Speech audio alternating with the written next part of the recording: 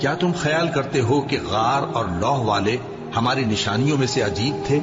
جب وہ نوجوان غار میں جا رہے تو کہنے لگے کہ اے ہمارے پروردگار، ہم پر اپنے ہاں سے رحمت نازل فرما اور ہمارے کام میں درستی کے سامان مہیا کر۔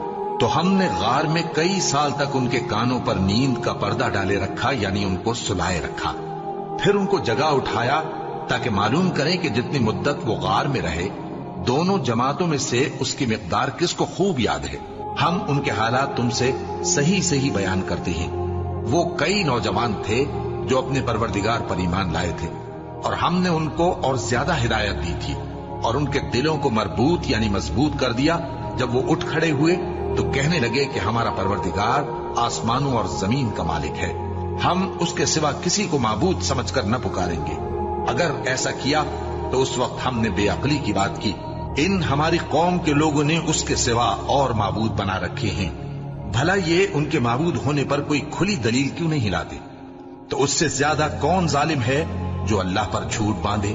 اور جب تم نے ان مشرکوں سے اور جن کی یہ اللہ کے سوا عبادت کرتے ہیں ان سے کنارہ کر لیا ہے تو غار میں چل رہو، تمہارا پروردگار تمہارے لیے اپنی رحمت وسیع کر دے گا اور تمہارے کاموں میں آسانی کے سامان مہیا کرے گا۔ اور جب سورج نکلے تو تم دیکھو کہ دھوپ ان کے غار سے داہنی طرف سمٹ جائے، اور جب غروب ہو تو ان سے بائیں طرف کترا جائے، اور وہ اس غار کے کشادہ حصے میں تھے۔ یہ اللہ کی نشانیوں میں سے ہیں، جس کو اللہ ہدایت دے وہ ہدایت یاب ہے، اور جس کو گمراہ رہنے دے تو تم اس کے لیے کوئی دوست راہ بتانے والا نہ پاؤ گے۔ اور تم ان کے متعلق خیال کرو کہ وہ جاگ رہے ہیں حالانکہ وہ سوتے ہیں، اور ہم ان کو دائیں اور بائیں کروٹ بدلاتے تھے، اور ان کا کتا چوکھٹ پر دونوں ہاتھ پھیلائے ہوئے تھا۔ اگر تم ان کو جھانک کر دیکھتے تو پیٹ پھیر کر بھاگ جاتے اور ان سے دہشت میں آ جاتے۔ اور اسی طرح ہم نے ان کو اٹھایا تاکہ آپس میں ایک دوسرے سے دریافت کریں۔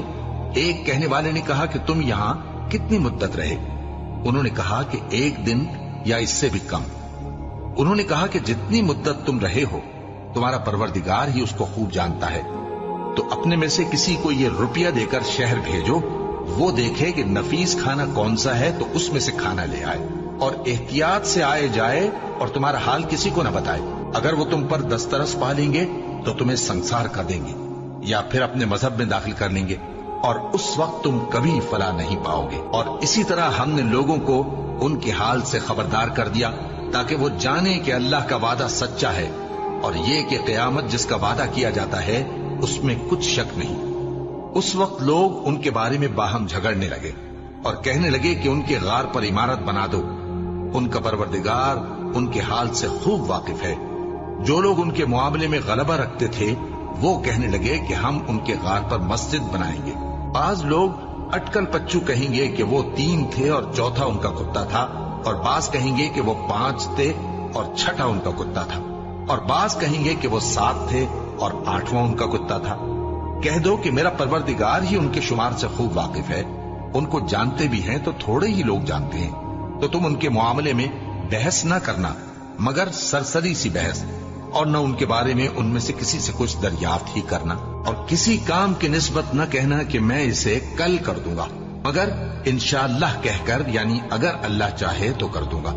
اور جب اللہ کا نام لینا بھول جاؤ تو یاد آنے پر لے لو، اور کہہ دو کہ امید ہے کہ میرا پروردگار مجھے اس سے بھی زیادہ ہدایت کی باتیں بتائے۔ اور اصحاب کہف اپنے غار میں 9 پر 300 سال رہے۔